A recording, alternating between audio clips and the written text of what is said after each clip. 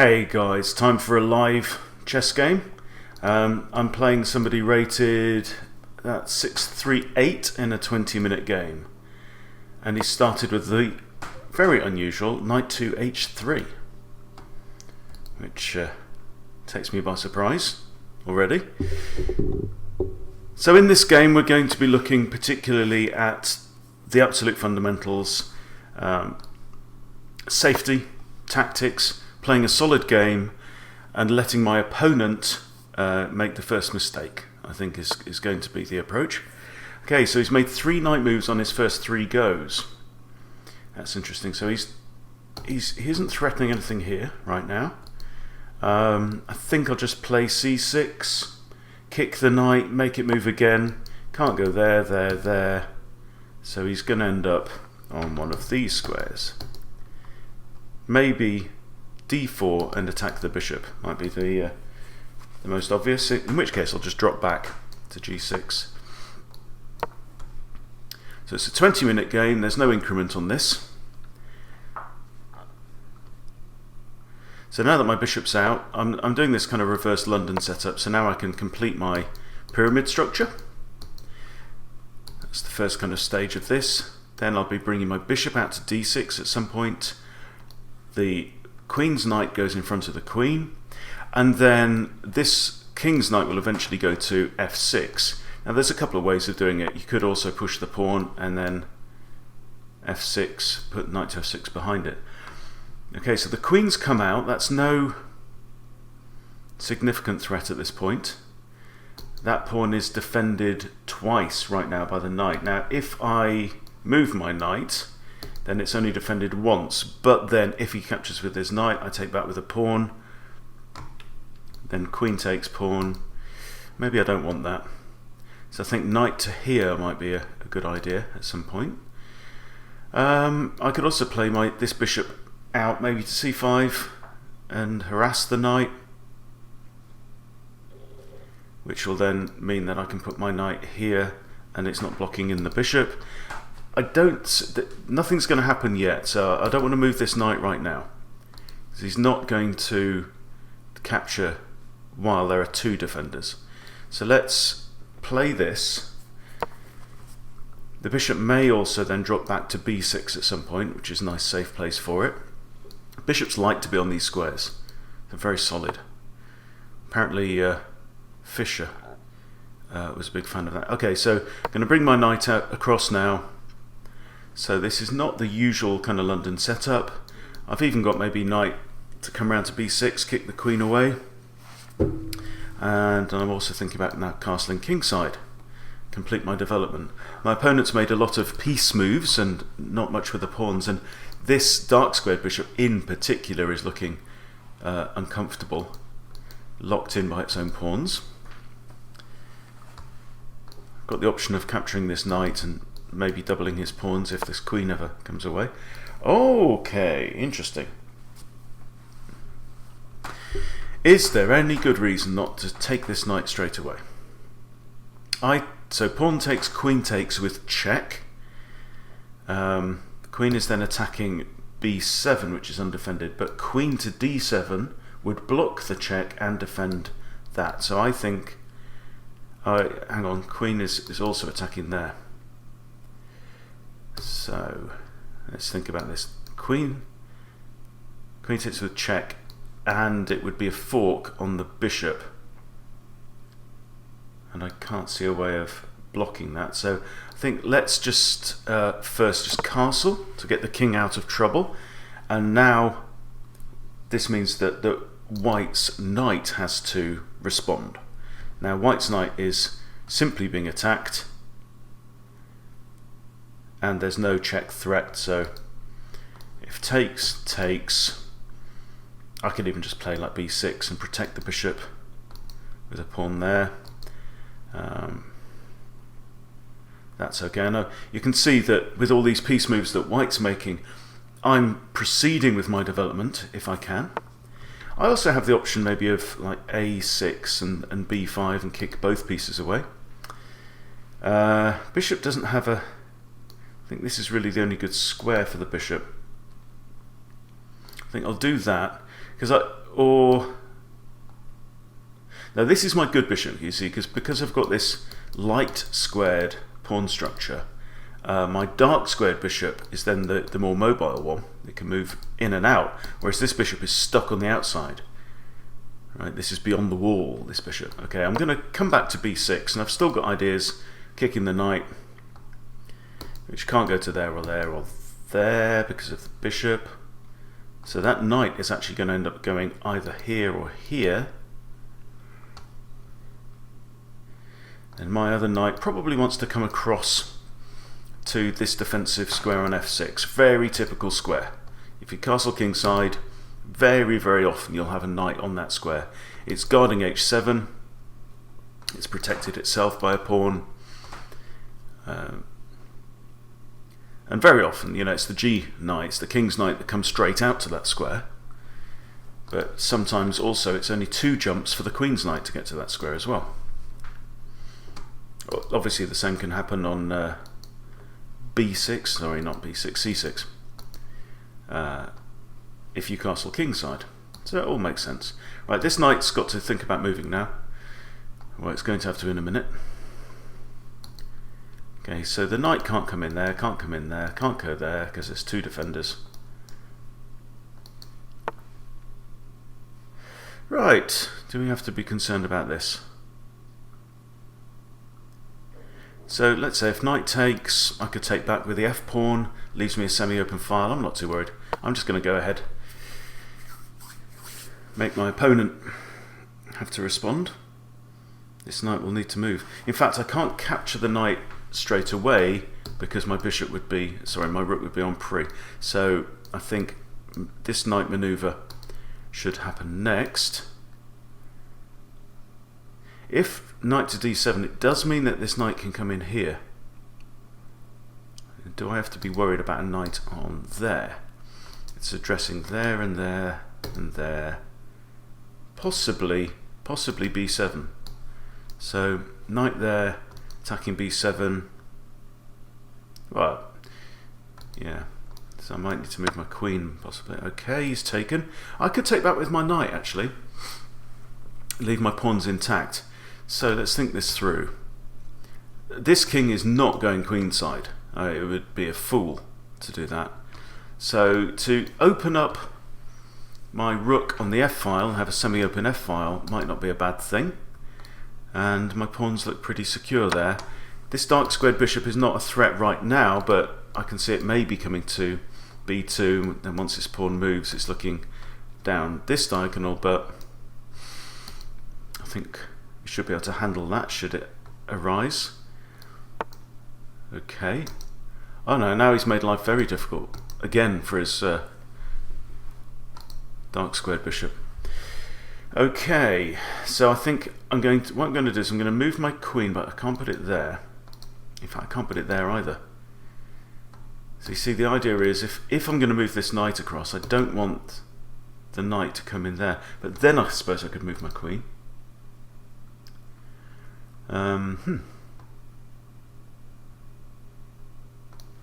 Knight c8 prevents that move. Protects the bishop. But still doesn't mean I can capture this knight. That's what I really want to do. So I want to get this knight out of the way. What's the best way to get that knight out of the way? Let's put the knight here. It's also protecting d6. So now if my knight comes to d7, his knight can't go there. It'll just be captured, right? So it's going to have to retreat. And now that he's put his pawn on there, he's going to have to retreat to a3. All right. So moving this now means that my queen is defending my rook. Okay, knight can't go there and can't go there. They're both covered. Queen's defending the rook, so now I can capture the knight without losing my rook. That was the danger before.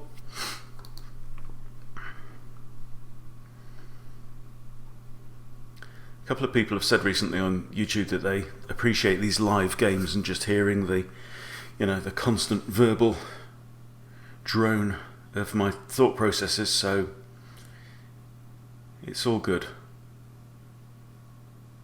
If it's useful for you, then Great. I really appreciate it, actually, listening to or watching YouTube videos with good players. Okay, so bishop's come out, so he's missed the attack on the knight. So I've got 2 pawns that can capture. I'm definitely going to capture with the A pawn because it comes with an attack on the queen. Okay, so he's got to get off the A file now, and so he's got only 3 squares that he can go to, or she has.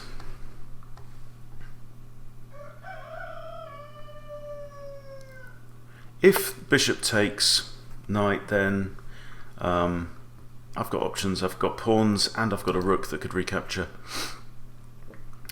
Now moving the knight is not great because this pawn is actually undefended right now, so maybe we need to think about doing something there. An option is to push e5, and if takes, then the knight comes in. That's a nice looking square for my knight. I like that idea. The knight's defended, so that's okay. Might bring my queen out at some point, connect the rooks together, but I like this move. Again, still this dark squared bishop's looking very sorry for itself over there. It's got nothing to do, hasn't moved, and also white has not yet castled. White needs to give some serious thought to king's safety at this point. And that's why you don't move your queen out too early. It's why you don't make a lot of piece moves too early. Yes, you want to develop your minor pieces into the board. That's really your kind of first stage of the opening. That does not include your queen. When your queen's out on the board, it can get kicked around, and every time that queen is kicked away, you lose tempo. So you can, your opponent can develop pieces while kicking your queen around. Your queen just has to then run away, and your opponent has got free development. It's very, very common, and common to see with beginners as well. So, white, let's look at the imbalances on the board. Okay, black's castled, good. Black's practically completed development, good. I just need to move my queen out the way and connect these rooks. Now white has castled, okay, but has not completed development, still got 2 pieces on the back rank. Okay, so I've got ideas, options now. I could take here, kind of open up the board. One of these pawns takes back. I don't see any huge benefit to that right now. I'd like to bring my knight in. Let's look at what's undefended. That bishop, that pawn, that rook, of course, but everything else is defended. So, how to attack one of these, or both of them? I think I've got knight here. That's a possibility. Let's. I can't do that right now, of course, because okay, I'm going to move my bishop back, because there's no point leaving a dark squared bishop here when there's a whole chain of dark squared pawns. So if at some point, for example, I could push e4, then that now opens up a diagonal that's useful for my bishop. This is a useless diagonal at first. So always need to think about improving your pieces. Okay, something's happened on the board. Let's see. So he's attacking my knight. That's the critical thing. This pawn is defended twice. This pawn is defended once. If I just drop my knight back here, then I've got 2 defenders on there. I think this is solid, and solid is the name of the game right now. I'm actually a piece up. That's the next important key thing of imbalances. So I'm ahead in material, and there we go. That's a pointless check. My king simply moves away.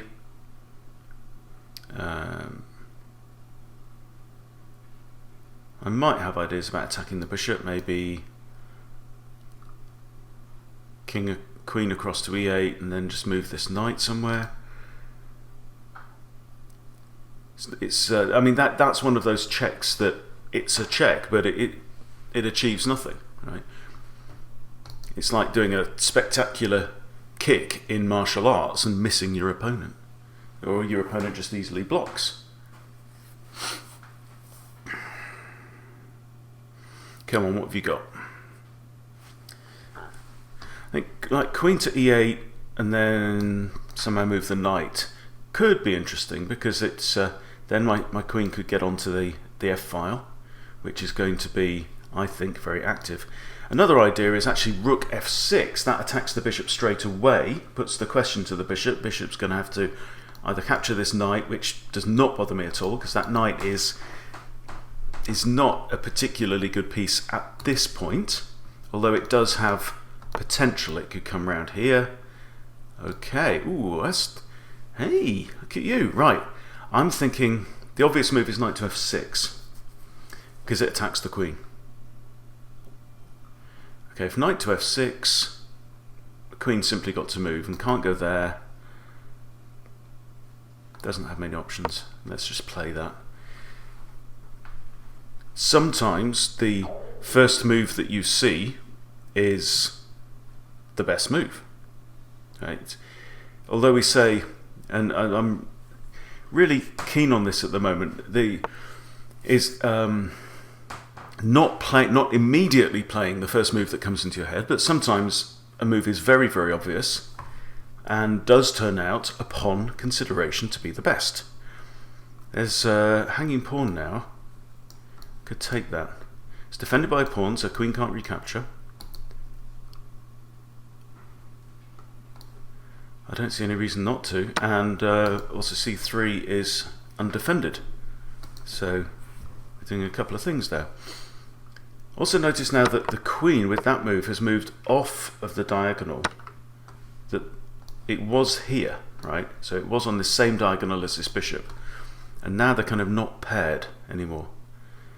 So something like knight to f5 could be interesting. It hits the queen, or even queen to e8 and then knight to f5. That would pretty much force white to exchange the knight for the bishop.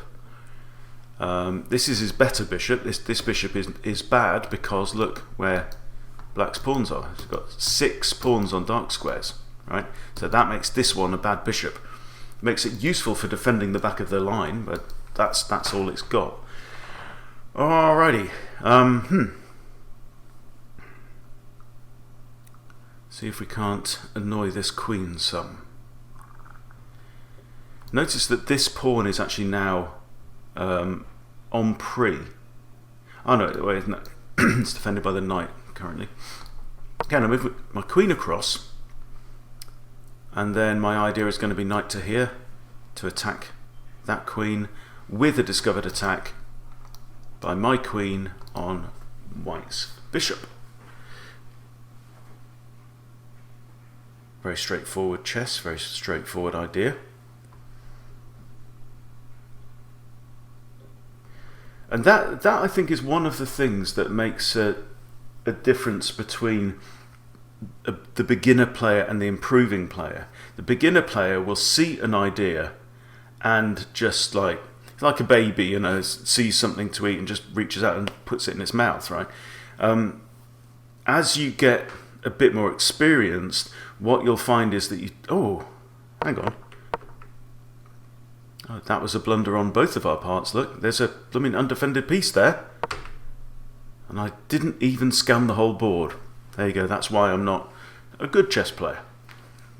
So, yeah, the idea here of taking that time to put the queen there, to make this move double-edged, right? I think a beginner might have gone, oh look, let's attack the queen, and then the queen just moves, right? It's not a threat.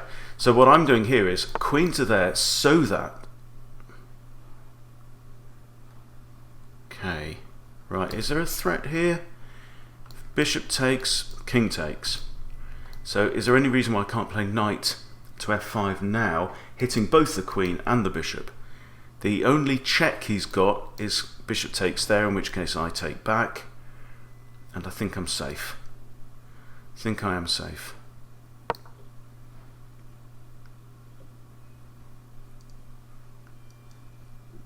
He might capture with the bishop now, in which case I think the rook is the way to go. More than the pawn. because that pawn's actually a little bit vulnerable, and I'd like to keep these pawns tight around my king. These two defending each other, so they're fairly solid. So I've got a couple of attacks here. I could have just taken the bishop straight away. Okay. I can recapture with the knight, which opens up the f-file to this pawn as well. This knight's still defended, that's okay. Or I could recapture with a king. Let's look at king. King recaptures, and then this bishop's in trouble, and the queen.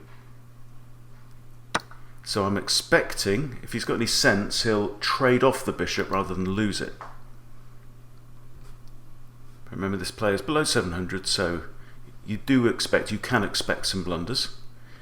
So if bishop takes, I think rook takes, and then I might get my queen and my other rook all lined up on the f-file, and we're just going to put a barrage against f2. The barrage is when you can simply line up more attackers than your opponent can produce defenders. Simple as that. I've also got this knight as well, is attacking f2. So that's okay. He's blundered his queen. There we go. And resigns. There you go. So, that's what happens. You've got 8 minutes still on the clock. Blunder your queen. That happens a lot under 1000 rating. Less over 1000 rating, but still happens. Still get a lot of blunders. So that's how to beat a player rated in the 600 to 700 range. Again, as I'm keen on pointing out, there's nothing major, nothing spectacular, nothing particularly deep or brilliant in there. I'm just playing solid chess, following the principles. If it's been useful for you, brilliant. Happy to explain, walk you through as many of these games as is helpful, really. So please let me know in the comments if this has been useful for you. Otherwise, see you next time.